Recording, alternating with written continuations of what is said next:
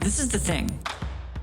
Who you choose to hang around with, who you choose to have in your posse is exactly who you become. Choose your posse wisely. I'm here to tell you that putting yourself first is not selfish, it's revolutionary. Welcome to the Woman Warrior Podcast, empowering women to light their lives on fire through Ayurveda, yoga, spirituality, and fitness. Hello, everyone. I'm Dr. Satyavani, and I'm here along with my partner, Prajna, and we want to welcome you to the Trainerize app, our branded app. This app has two beautiful functions that we want to share with you to get your health moving in a woman warrior direction. So the first component is the fitness workout side, which is fabulous. With this app, trainers can give you a personalized experience based on your fitness goals, our dosha assessment, and fitness level. The app has phenomenal access to videos for each exercise so that there is very little confusion. There's also messaging capabilities so that trainers can continually keep in contact with you as you move further into your fitness journey. The second component is the nutrition piece, because you cannot out-train a bad diet. After the initial assessment is taken, trainers can align your doshic diet to your specific exercise regimen, which means that eating more of what you need and less of what you don't. The recipes are then posted in the app where you can choose meals based on time, ingredients, and taste. And you can always refresh the menu if needed because you prefer something different.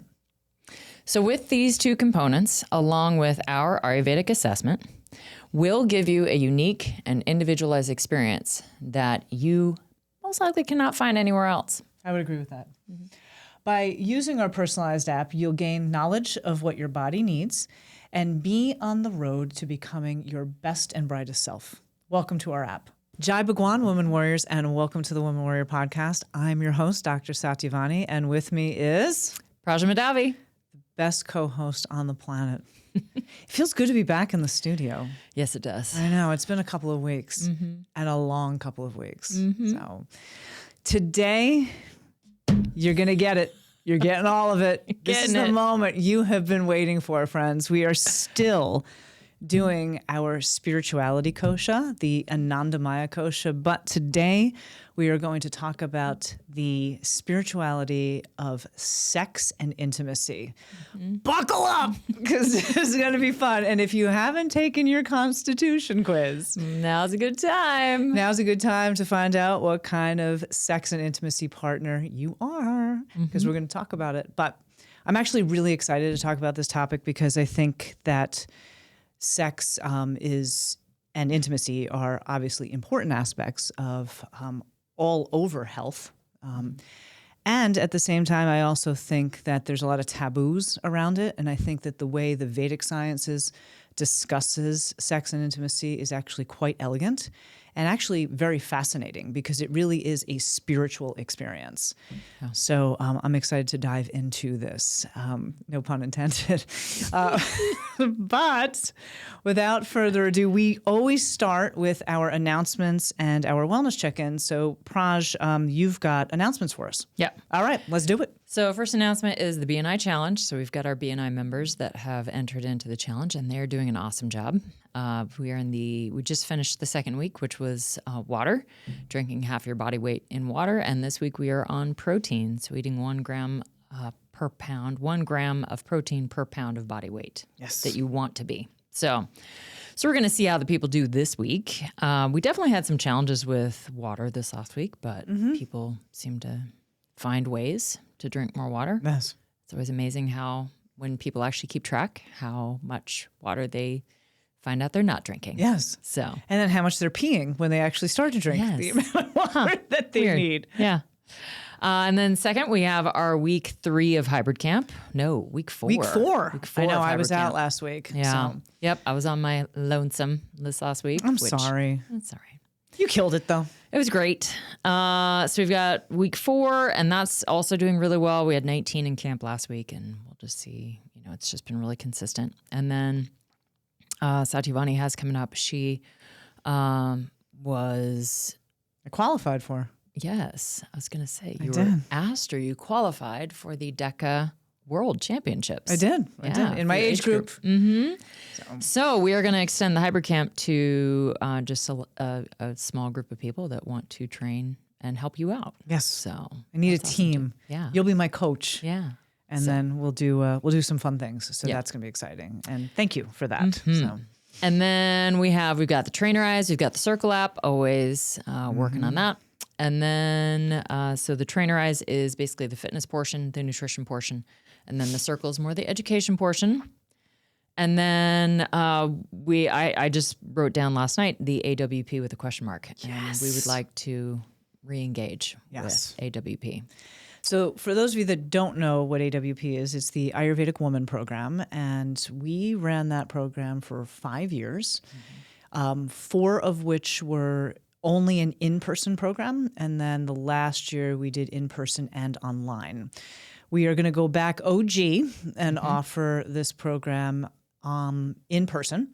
We're going to keep it to 12 women that are interested in basically learning everything it is that I learned in med school about Ayurveda and how it can be applied into your life for not only your own health, wellness, and well-being, but also for your family and people it is that you love.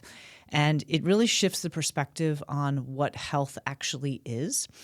The first year, we will be centering around the question, who am I? Which is a question. It's a very small question. Yeah. Not much It's a tiny to it. one. Not Tiny much to one. it. No, not at all.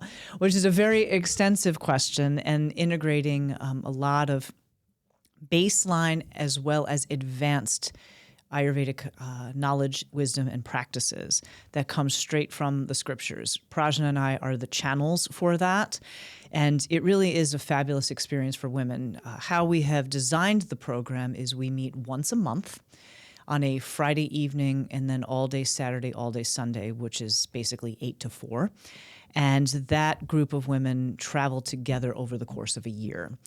And the transformations that happen are incredible. We've done it both in person and online. Both have been effective in different ways, but we are going to take it back. It has been on a 3-year hiatus.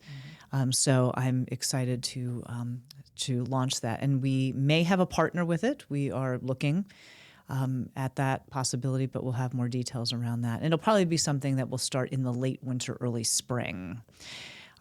But in order to get warmed up from that, Costa Rica. Yes, we have Costa Rica as well. So we are going to Costa Rica for 9 days. Yes. From February 27th to March 8th. And Prajna's birthday is also in there. yes, it is. Be celebrating. Yeah. So that really is another way to just, warm yourself up for some self-discovery, get yourself healthy again before, January hits, after January hits and before you're starting into the spring. And it's a great kind of springing forward into your new self. So Pre-growth. yeah, Pre-spring beautiful growth. area, great food. I haven't been there. I'm just going off of what I've heard. But you've been to Belize. Yes. Which, yes. yeah. I can attest. So you can Belize is attest to that. beautiful, beautiful as well. So, and Costa Rica really prides itself on having very sustainable and eco-friendly environment and the way it produces food and the way it deals with the environment. So it's really a great lesson, I think. The nature itself is probably the highlight of the whole thing. Like, we're gonna do yoga and we're gonna meditate. We're gonna do fitness, body weight training, and we're gonna have workshops on Ayurveda and Vedic philosophy. So if you want to connect with us, this really is a fantastic way to do it. All the information is on our website. We also have a recording of the info session that we just recently had. So if you have questions, watch the video that is on our webpage, which is www.thewomanwarrioracademy.com. And then you'll go to the link for empowerment retreats. Yep. So it's exciting. Yeah. So that's pretty much it. Lots of things happening. Yes. Lots of things Always. happening. Yes. So Wellness check-in. let's do this thing. Okay. All right, girl. Give me the goods. Physically, Still working to build my strength. I would say lately I've just kind of felt like I'm not really fighting something off, but I just feel like maybe the sun going away a little bit more often. I tend to want to sleep a little bit more. So There's nothing wrong with that. Yeah, it helps. Gets me to bed earlier. Gets me to wake up a little bit later, which I need. And at the same time, that's really restorative for me. Mm-hmm. So I just keep going to the gym as often as I can. Doing the things. Lifting the weights. And I love that I'm active during my day, so I don't feel like I've been sitting all day long like I used to on certain days. So that's been really good. Let's see. On the energetic,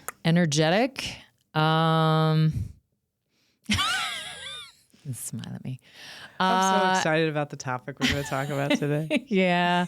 No, energetics it's been pretty good. Again, kind of having those dips in just trying to take care of myself and getting more sleep so that I have more energy during the day. But my mental, emotional state and my energetic state really kind of coincide that really keeping myself in check and just knowing my boundaries. And lately I've been kind of just figuring out, like, just do your thing. And that's all you can expect to do. And if people fit into that, great. And if they don't, that's great too. Mm-hmm. So, and I actually think that is a message for all of the ladies out there. Mm-hmm. Stop trying to get things to fit into your life. If they fit, they do. And if they don't, they don't. Yeah. And that is okay. Mm-hmm. So that's been a really good realization lately. And then let's see, on the intuitive, I'd say that mental emotional. Yeah, I mean, that's kind of something that tied in with the energetic. And then also even the intuition that my intuition, I think, has been telling me that for a little while now. My mental state just kind of fights it a little bit and like, no, you should make it fit or you should fit it. And that ego thing. And the whole ego that takes over. Mm-hmm. And yeah. And then spiritually, that's really why I'm excited if we bring the AWP back. I am too. It kind of sparked something when we had the conversation yesterday. Yes. Yeah. Just even the energy in that place was just great. But just really sparked for me just how I would feel on AWP weekends. And it just always gave me a different perspective and a lot of self-reflection. Mm-hmm. And sometimes it would be like, okay, I'm on the right path. Or sometimes it'd be like, oh shit, like not even close. Gotta exit. Yeah. So I'm excited for that. Awesome. Yeah. Cool. So trying to make it quick so we can get to our topic. I know. All good. We have so many things to talk about. Yes. As it relates to sex. So what about you? You've had a bit of a rough go. Ooh, yes. So last week I went to go visit my mom, and her health is challenged right now. And as a result, my brother, who is really the person on deck there, who I admire for doing that, his health is challenged, not physically, but just, mental health and energetic. And so just walking into that situation because of the intensity of it was difficult. It was very interesting to see when you don't live in an environment like that, where there is, intensity and struggle and difficulty, that when you walk into that environment, how it physically and actually koshically just hits you. So this past week, up until this past week, like things were great. And then when I went to go visit physically, I felt very fatigued. I felt very achy. And I think that has a lot to do with the energy of the environment. I'm in the bulking phase, and last week I really didn't do a whole lot. I mean, I trained 3 days last week, which is probably 2 to 3 less than I normally do at this stage in the game. But, it was what it was. It's life, it's circumstances. Okay, I did the best I could with what it is that I had.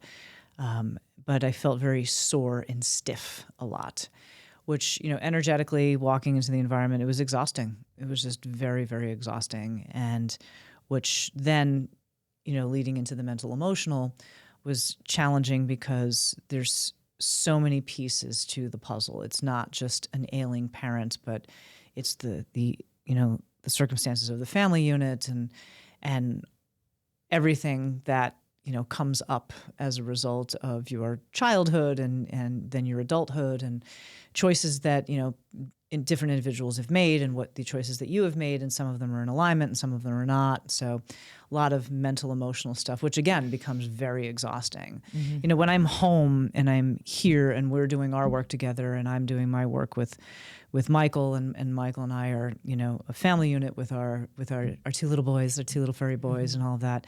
And we are in the grind and the groove of everything. Things are smooth. Like, I have a fantastic life. I have nothing to complain about. I have phenomenal friends. I have great business partners. My husband's fantastic. I have a beautiful, simple home. I love my kiddies. I love what I do for my life. So like, everything is fantastic. And when I'm not in that environment, it's very challenging. So intuitively, it literally the energy was like, get out, get out, get out, get out. And not from a fight or flight perspective, but more like, this is not for you anymore.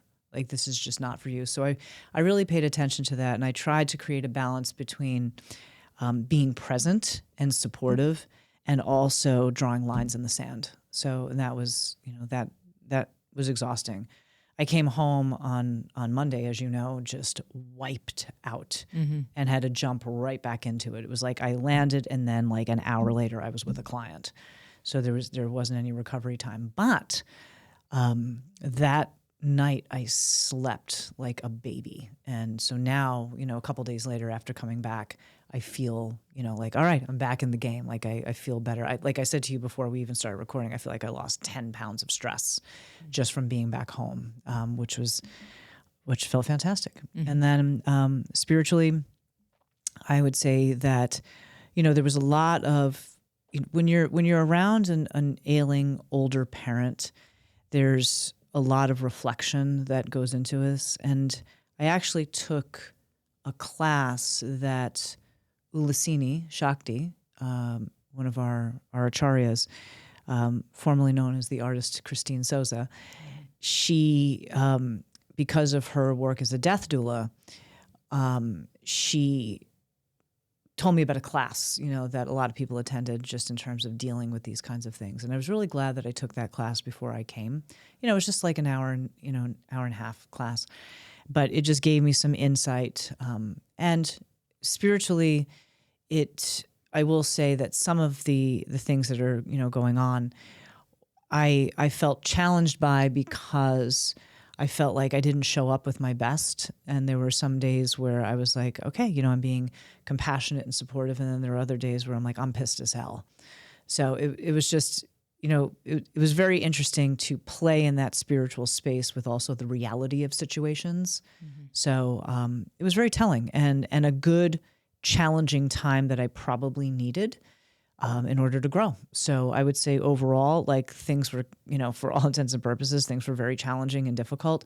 But I do think that it is something that was necessary for me to know, to go through, and to understand. So yeah, always. Yeah. But like, back at it this week, and very happy to be back at it this week, and mm-hmm. Looking forward to getting back into hybrid camp, because I had to leave you solo last weekend. And for the record, like, best business partner, best bestie ever, who's just like, whose car are we going to take? Like, fine, no big deal. I'll handle it. And so appreciative, and very appreciative of my husband, who also jumped in on some things that needed to happen because of unexpected delays. So, mm-hmm. yeah. So have a team that supports you. Mm-hmm. Gals, it is literally the most critical thing as you move in the ages and stages of your life. Yeah. It's in the intro. Yeah. Who you surround yourself. At 100%. Yep. It matters. It does. It does. All right. Let's get into it. Skip this topic. Let's do this thing. All right. I'm gonna sit up tall in my chair here. All right, friends. Here we are. Let's talk about the spirituality of sex and intimacy. So, sex versus intimacy. Okay. So, do you want to give us a little bit about that? Sex versus intimacy? Well, Yeah, based on what I wrote down here. Yeah. So I put action versus connection. Love it. I just think that a lot of people today in our scroll culture, in our Swipe left. screw culture, Screw culture. just, fast, easy, whatever. Like I was listening to Pleasure seeking. Yeah, another podcast today where like there's one guy who could, have 5 dates in 1 week because all the women are looking for like the guy that's over 6 feet tall and has a certain look. And I mean, in today's culture, that's a very minimal amount of men. And so they're all getting the same, they're all getting the women. And then the rest of the guys are like, what about me? Right. So we're just in that culture where everything is so visible and so in front of you and so just, I don't know, again, like easy and seems so simple, yet it's really not something that should be simple and easy. No. Because it really should be about the intimacy, which is the connection, which intimacy is not just sex. It is so many other things. Yes, it is. And it is how you become connected with that other individual. And so sex is an act versus intimacy, which is that true connection that you have with another person. Mm-hmm. Two very different things. And I actually think that an intimacy, like you said, which is, you're 100% correct, it takes on so many other dimensions. Mm-hmm. Intimacy does not have to include sex either. It doesn't. You can still be intimate and not engage in the actual act of sexual intercourse. Yeah. And still have loving connection. And I think that intimacy across the board is something that in our culture right now people fear. They absolutely fear it. They don't. Intimacy is as much as locking eyes, like actually looking at somebody in the face, actually, addressing them by name, touching their hand or their shoulder, that has intimacy with it. And people fear that. People are like, headphones on, I'm in my phone, I don't want to be distracted, or I don't want to make those kinds of connections. You're having to be way too vulnerable to be intimate. And that is 100% it. Intimacy has vulnerability embedded into it. And we do not want to be vulnerable anymore, which is sad in a lot of ways. Because vulnerability allows us to grow. It allows us to develop. It allows us to become something more than we could have ever imagined. And I think that is a piece that's missing in our culture, which is, unfortunate. Very unfortunate. That's why we are where we are as a culture today. 100%. So from a Vedic perspective, from an Ayurvedic perspective, from the Vedic sciences, which includes that yogic, that Jyotish, that Ayurvedic concepts, there is what is known as the energies of Shiva and Shakti. Well, and this is where a lot of people see, oh, you're going to talk about the Kama Sutra. Right. Like, no, or that's tantric the sex. act. Right. That's act. Yes. Yes. We're talking about the other stuff, right. the beautiful stuff that comes with it that then creates a whole new meaning to all that other stuff. Thank you for clarifying that, because everybody automatically thinks like, oh, tantric sex, we're just going to be in all of these sexual positions. And that is the act. That is not the intimacy, nor is it the consciousness that's around it. So from a Vedic perspective, intimacy and the act of actually having sex is a very beautiful, conscious, energetic, universal thing. And so we have these two concepts known as Shiva and Shakti. And Shiva actually is one of the three main gods in Vedic culture, often called Shiva the destroyer. And that is very apropos because Shiva, in the act of intimacy, destroys any barriers that people have towards connection and consciousness. We like to think of transformation, right? That's exactly it. Yeah. Shiva is the god of transformation and is actually represented by fire, which is the actual element that allows one thing to become something different. So Shiva resides in Vedic culture as pure consciousness and is actually located at the crown chakra, or Sahasrara, at the top of the head. Shakti, which is within us, is energy. That's why we have our Shakti pimps here, because it is a feminine energy that propels everything in the universe. So Shiva is pure consciousness. It is awareness. It is at the crown chakra, but it does not become aware or move without the energy known as Shakti. And so Shakti lies dormant at the root chakra at the base of the spine, known as Muladhara, in the form of a coiled snake. That's why you see a lot of snakes in Vedic culture, and also with Lord Shiva. You see snakes around his neck, etc. And Kundalini is the energy of that snake traveling up the central nervous system, known as Sushumna, that goes from the base of the spine and hits the crown chakra. When those two things are united, that is when we have what is known as a Kundalini awakening. In the act of sexual intimacy, when Shakti comes up the spine, no pun intended, but when it rises, it is that sexual energy that rises. And when it hits the crown chakra, and all of a sudden we experience this bliss, that is actually what orgasm is from a physical standpoint. So the spiritual goal, because within the Vedic sciences, when we look at sex and intimacy, there is a spiritual goal. It's not just physical. Like nowadays, everybody's just like all about getting off. Okay. Like men with ejaculation, women with orgasm, the whole thing. And like everybody thinks that that's the goal of sex or intimacy. From a Vedic perspective, the aim or the spiritual goal, which rests in tantric philosophy, the aim of Tantra and Kundalini practices is to actually awaken the Shakti, that coiled snake energy at the base of the spine, and guide her up the central channel, Sushumna Nadi, where she can unite with her lover, Shiva, at the crown. And this union leads to a state of enlightened oneness, or what is known as samadhi. So there's this beautiful folklore that exists within Vedic philosophy that Shiva is longing for his Shakti, and Shakti is longing for Shiva, and they have this love affair.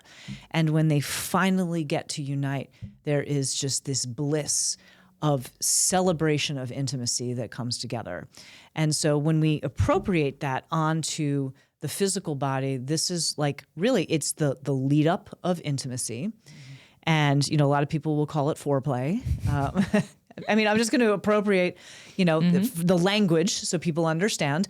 There's that foreplay, and then there is, the heat starts to develop, that energy starts to develop, and then eventually there is orgasm for one partner, both partners, or at the same time, maybe individually or again as a couple, and that is when we reach that oneness. That's when the union of the feminine and the masculine come together. Isn't that such a beautiful story? It is. It's like such a better take than like, let's swipe left and hook up behind, the liquor store. Well, that kind of leads us to, okay, so people who are having, and what else we have here, Brahmacharya and Ojas. Yep. People who are constantly swiping left with someone,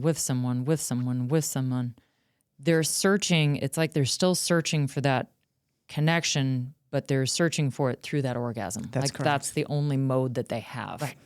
Because they have not practiced Brahmacharya. They're losing their Ojas. They're depleted. So we can talk about that a little bit. Yeah. As far as how that happens.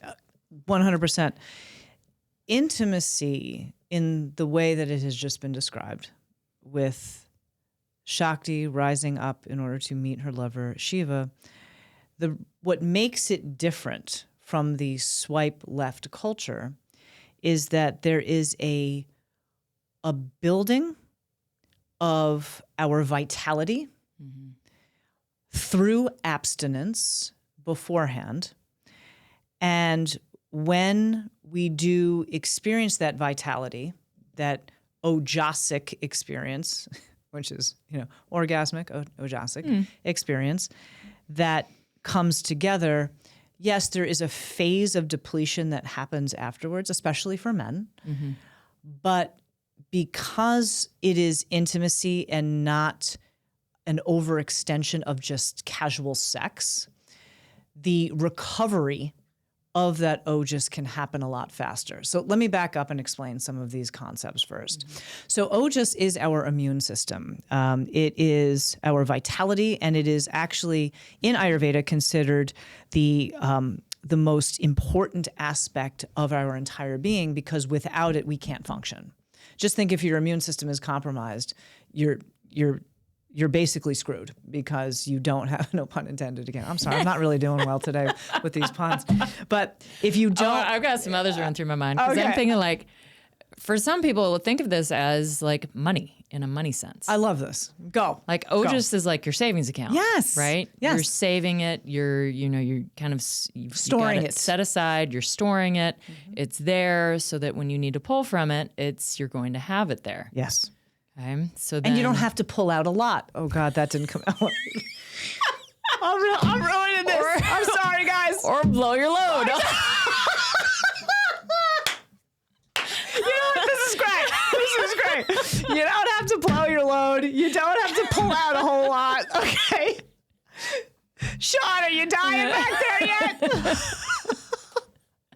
But seriously, like think if you had $10,000 in your savings account. If you are constantly swiping left, you are spending $1,000 bills like this. Okay. If you are doing practices like Brahmacharya, which is abstinence, and I'm going to clarify what that actually means. Yeah. Because everybody thinks like, oh, you just can't have sex. There's a whole litany of things that go along with Brahmacharya. But if you are practicing these preservation practices, and you are intimate with one partner, and I want to be clear, I'm not saying that monogamy, I'm not like preaching monogamy, et cetera. But like if you're being diligent about your sexual activity, then you're only spending $100 bills rather than $1,000 bills. And the interest rate of your Ojas is helping to replenish those $100 bills a lot faster than you're spending out $1,000 bills. Does that make sense? Yeah. Okay.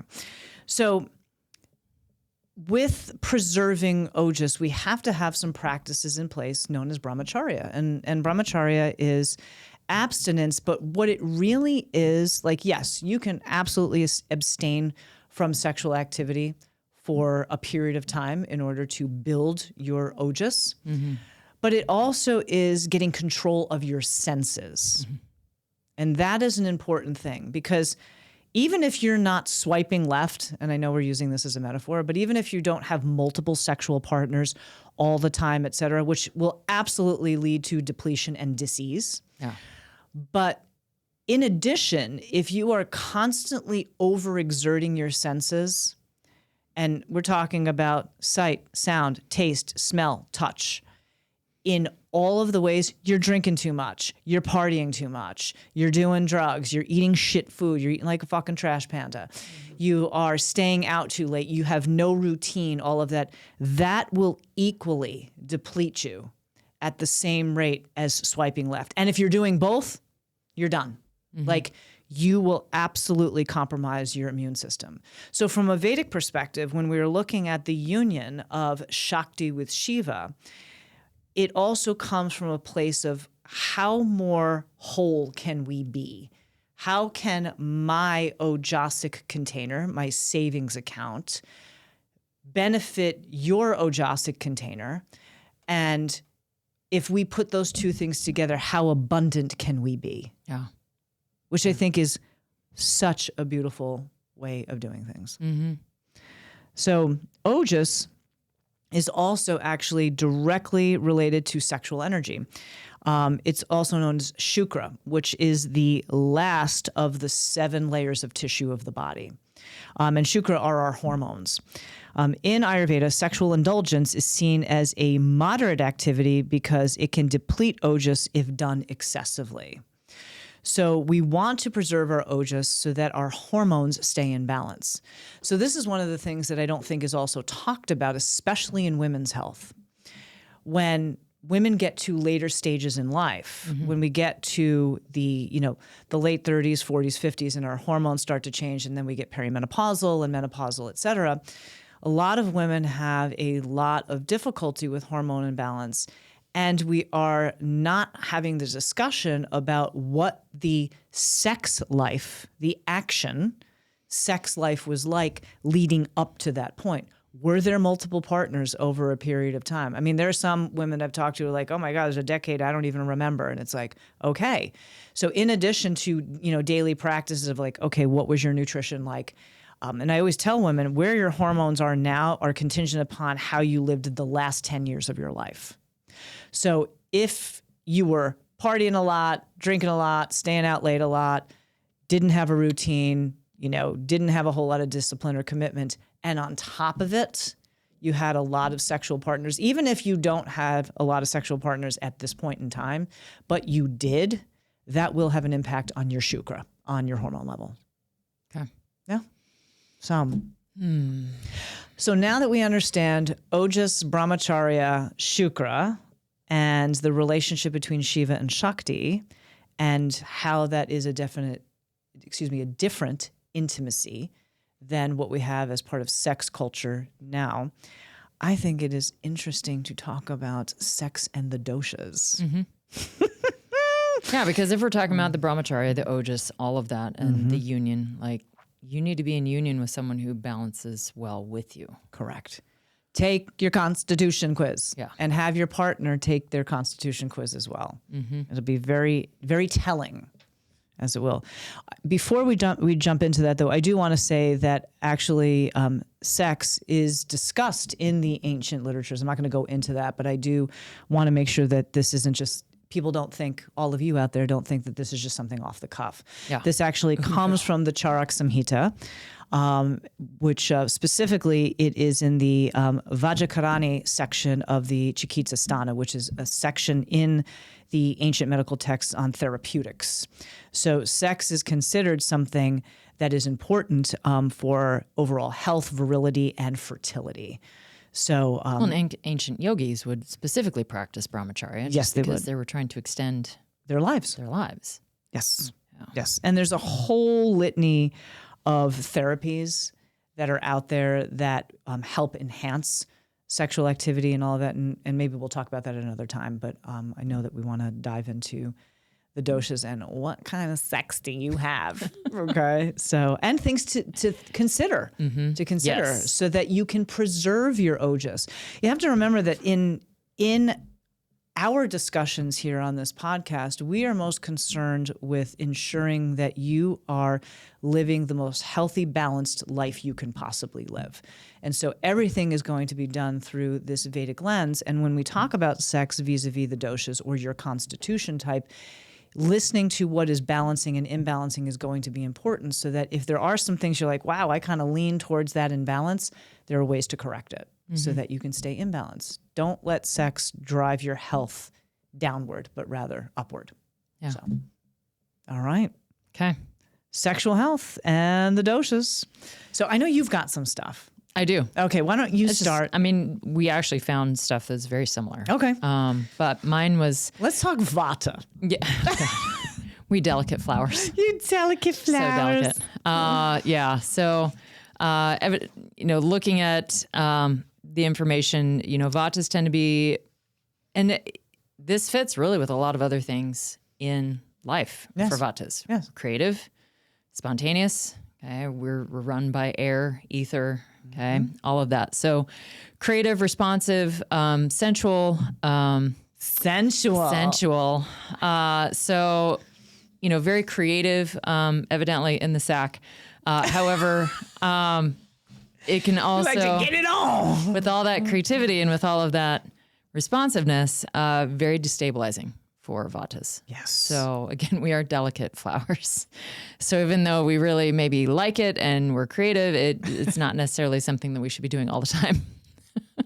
Sex swings. Yeah, the whole thing. Yeah, maybe not. Everything is in and nothing's out today, friends. Yep. So yeah, playful, adventurous, except we, light, changeable nature. We have the lowest stamina. Yes. So, quickies, I guess. Quinkies. It's very, sex is important to Vatas, but when it's connected to love. Yes. Like when it's an expression of love. Absolutely. When it's actually meaningful. Let's see. They're reluctant to commit to relationships. They may come across as cold sexually, but once they meet someone who makes them feel safe and nurtured, then they really open up, which I can attest to. Yes. Yes. Very much so. I love that. Yeah. You can really open up. I bet you can.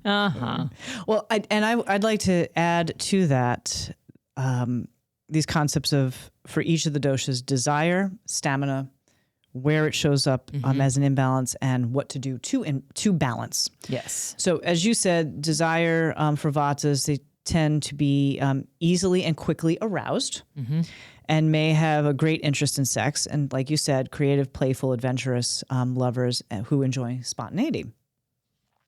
From a stamina perspective, like you said, delicate little flowers. Due to their light and changeable nature, Vata individuals have the lowest stamina and can become easily fatigued and depleted by sex. So multiple times in a night is not, the plan for Vatas, or multiple times during the week. I'm not going to look at you.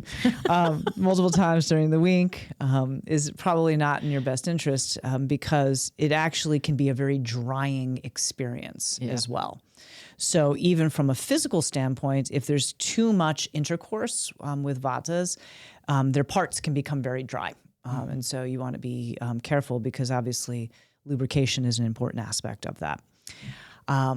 When Vatas, how it shows up as an imbalance Vata can lead to sexual anxiety, where it becomes a very stressful experience. They can very much get into their head about the whole experience. No, it never happens. No, not at all. Nope.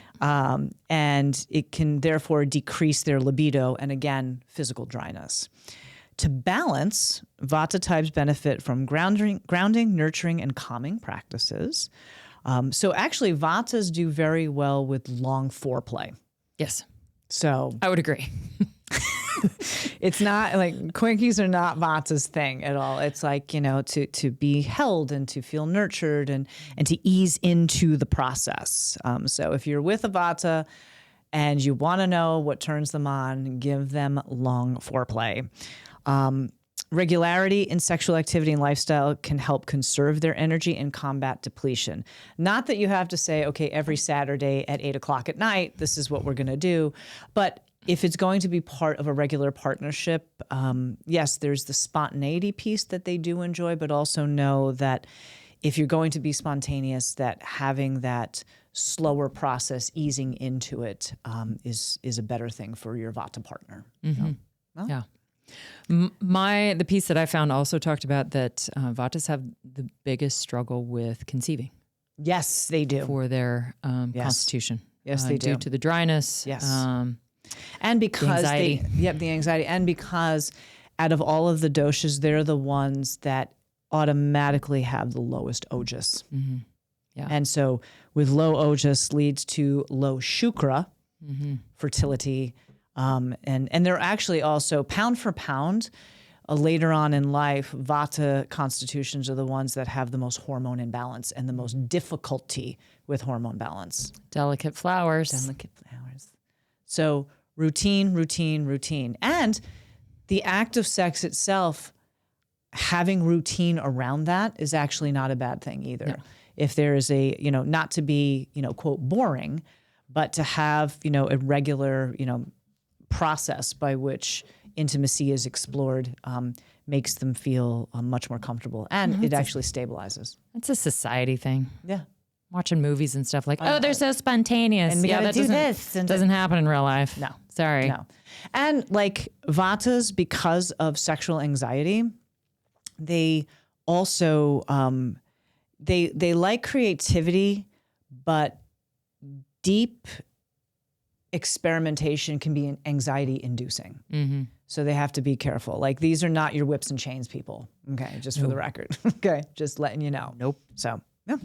Pittas. Yep. We're fire and water. We're intense, passionate, and driven. It's funny. I read this thing that says Pittas can sometimes see sex as a competitive sport. Yes. That is what I read as well.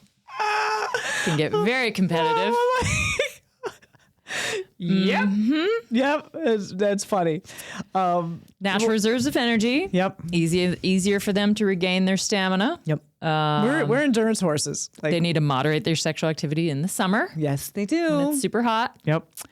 They need cooling, calming, compassion actions. Hardworking, balanced, determined. I'm going to make this orgasm happen. Yep. This is going to happen, damn it. I am going to come. You shall not come before me.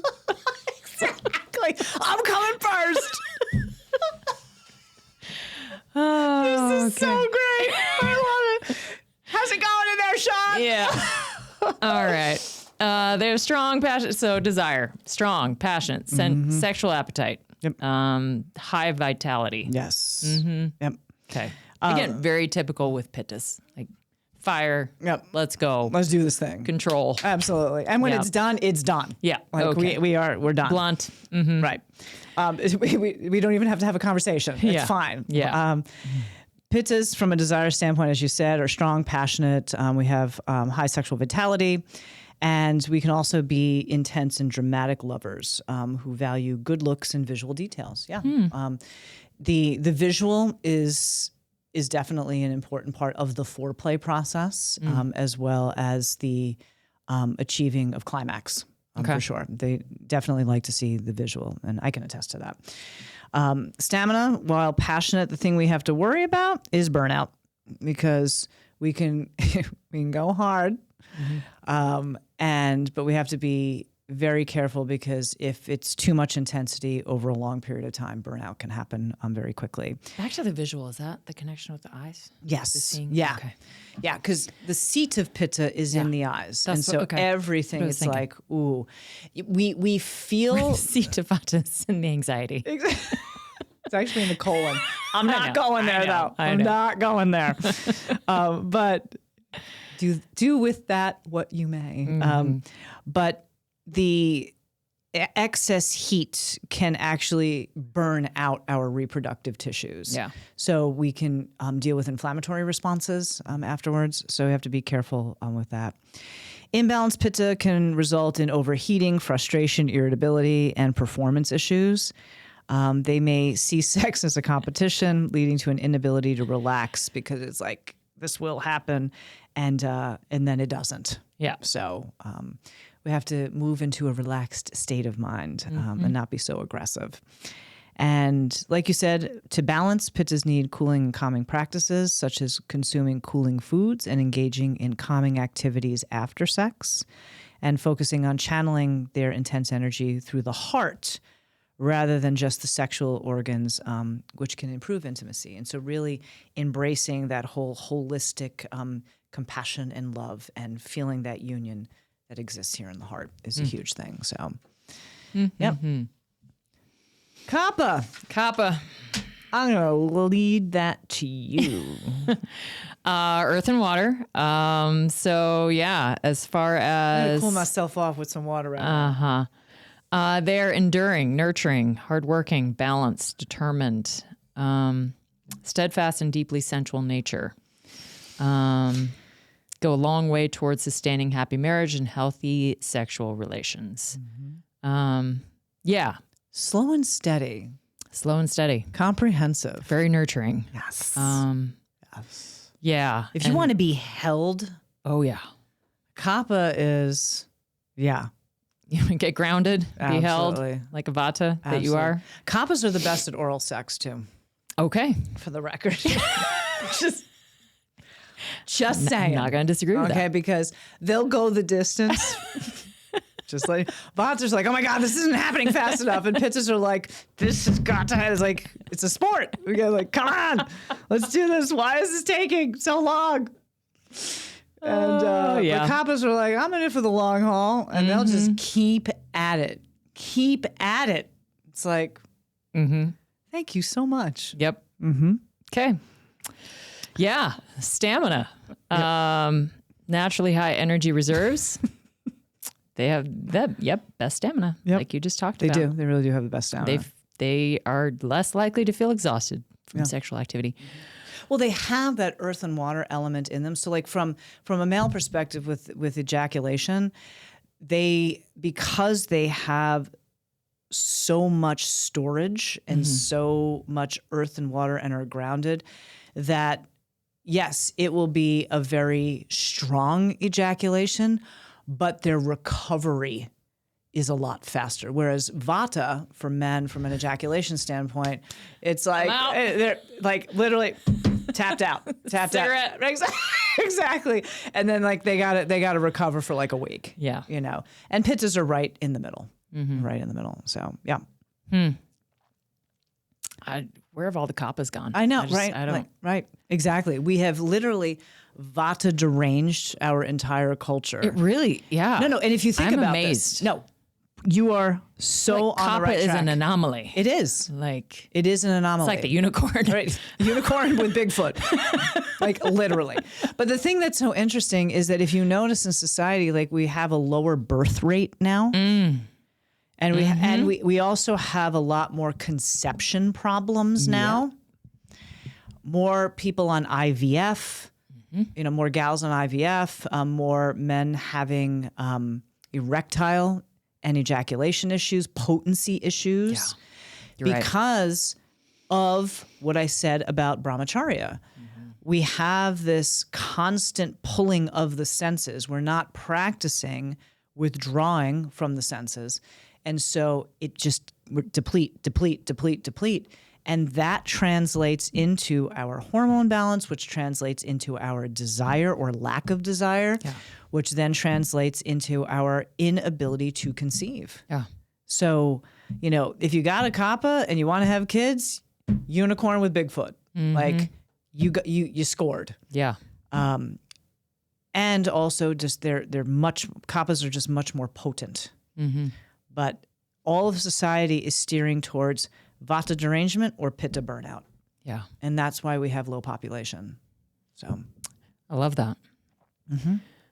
If you do have an imbalanced Kapha, sluggish or imbalanced Kapha leads to lack of sexual drive, which is very common in Kaphas. Just like, I don't want to do anything. Lethargy, or possessiveness. yes, They can be clingy. very clingy. If you get a Vata and a Kapha in a relationship, if you guys don't understand that about each other, then it can become an emotional battle. Because Vatas are just like, and Kaphas are like, please, you know. So you want to bring those two together in an understanding, and that's why like this knowledge is super important, so that we can understand one another's natural tendencies towards intimacy and intercourse. Yeah. And not get upset about it. No, But talk about it, understand it. yes, Yeah.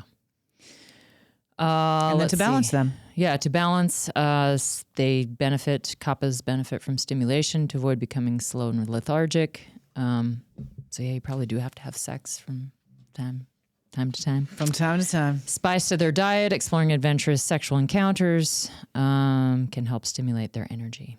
So yeah, and that would be another one where Kapha and a Vata shouldn't be too adventurous yet. Yep. You gotta create something. You got to create some movement in order to get that Kapha to... And the creativity of Vata can be helpful for 100%. Love it. Yeah. Which constitution are you? Does any of this resonate? How are you in the sack? And there is no shame, blame, or like we're all everything. We're all this. We're all of it. We are all of it. So allow it to be, and know your balanced and imbalanced states, and really make connection with your partner, because that's what true intimacy really is. And so the swipe left culture, I know for a lot of folks it feels exciting and all of that, but ultimately it's not the long game, friends. It really isn't. So, which leads us to the try this, not that. Yeah, that's, you actually kind of just nailed what I was going to talk about. This is so good. We gotta do more episodes like this. All the puns come out. Yeah. Choose your partner on other things than looks, people. Like, just stop doing the whole swipe left, or whatever, you know. Oh, I don't like the look of that person. Oh, I like the look of that person. Because it really, it's not, now, granted, there are certain things Yes. that you're going to swipe left on. But Yes. like, you just have to start thinking that there is so much more than just the act.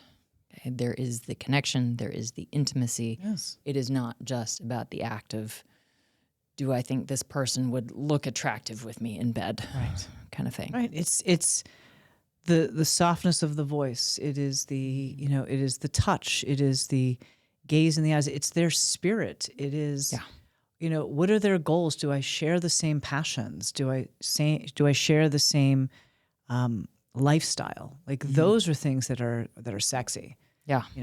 Somebody's mind can be so sexy. Mm-hmm.